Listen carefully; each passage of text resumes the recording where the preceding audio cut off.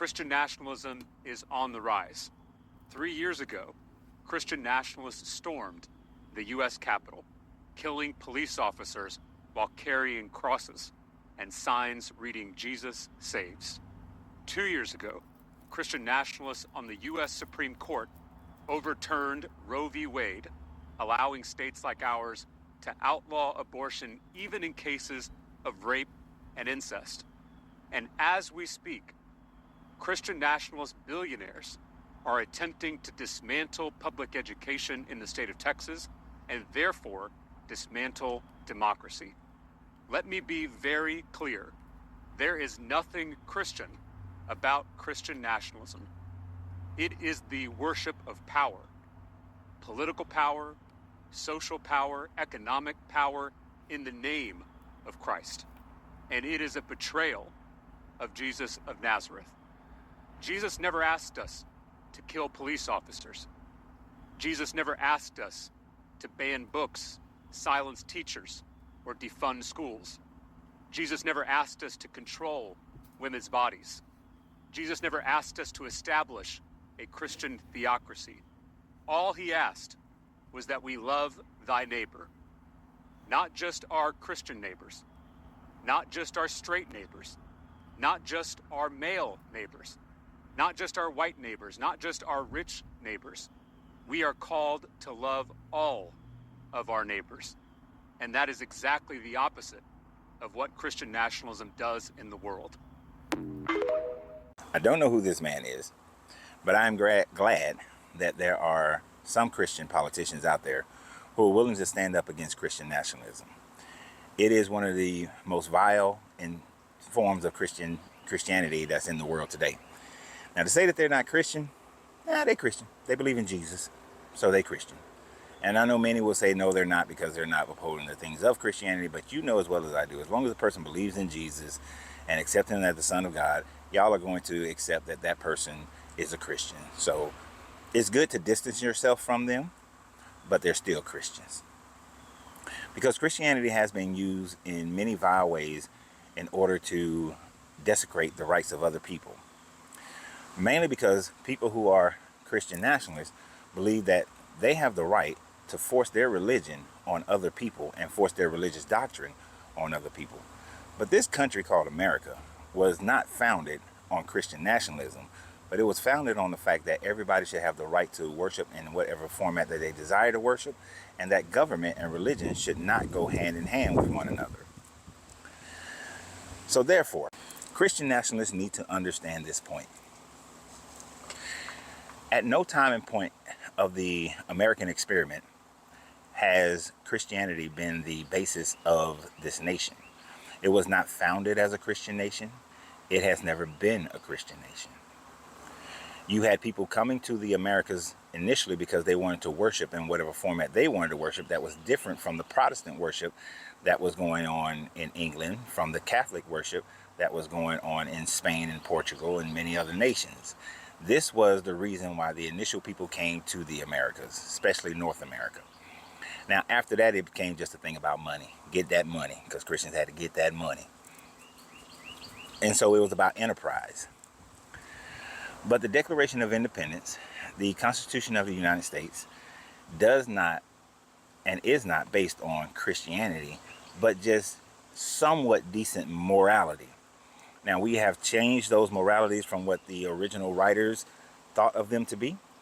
All men are created equal was not something that they were thinking, that women were created equal, brown people were created equal, black people were created equal, the natives were created equal, the foreigners they brought over in chains were not created equal. None of those people were created equal. As a matter of fact, they didn't even think the Irish or the Scottish were created equal. They thought that they were of a lower caste as well. It wasn't until they realized that there were a whole bunch of people of color on this planet that they tried to make all of them white. But prior to that, all of them weren't considered white. White wasn't even a thing. It was more about your ethnicity, about your tribe that you came from, whether you were Anglo-Saxon, Anglican, a Saxon, or whether you were Irish or Italian or French. It was more about those than it was about whether or not you were considered white. That wasn't until they found all them brown people that whiteness came about. But Christian nationalists seem to think that America was founded on Christian beliefs.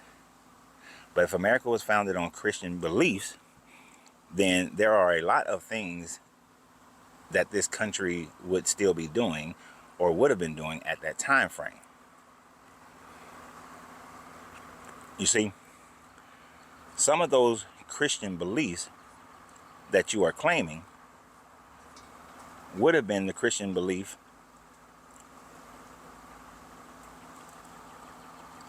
that you are to love your neighbor as you love yourself. And we can easily see that when the Christians first came to America, they did not love their neighbors as they loved themselves. As a matter of fact, they treated their neighbors in the worst possible way you possibly can, either through complete annihilation and genocide, or through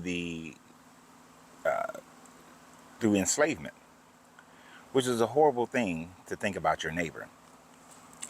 They didn't teach the Christian belief, and I'm saying Christian. If I said Jewish, we'd be talking about the Old Testament, but I'm talking about the Christian belief, because I know that in the Jewish belief, you can make your neighbors into slaves and you can genocide the shit out of them.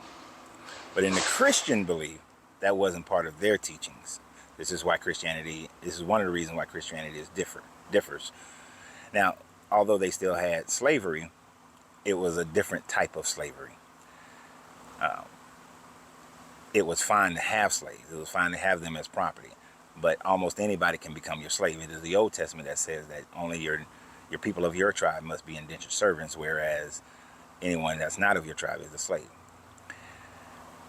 If they taught Christian teachings, then they could teach the fact that they would have taught that women were created equal, because a man should love his wife as he loves his own self, for I know not a man that hated his own flesh. But it does say that keep your women silent in the churches, for I suffer them not to usurp the authority of a man. And it does talk about women being the weaker vessel. God made his covenant with Abraham and Adam. He didn't necessarily make a covenant with any woman. Damn. There's contradictions all up in there, isn't there? First with the slaves, then with the damn women. The Christian nationalists, you pick and choose which part of the Bible that you want to express. The ones who are against Christian nationalists, they pick and choose which part of the Bible they want to express. So the Bible really just demonstrates how easy it is to go one way or another, and how contradictory it is to almost any principle to which it speaks of. You're not supposed to have usury against people of your own tribe, but yet you have usury against people of your own tribe.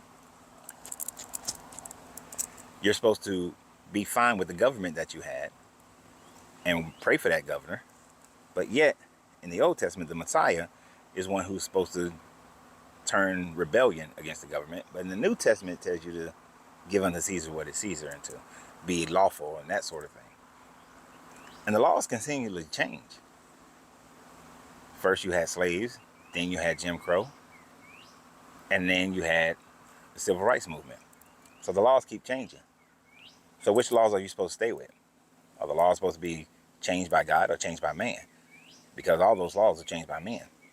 You used to be able to whip your wife at the church, as long as it wasn't as big as your thumb.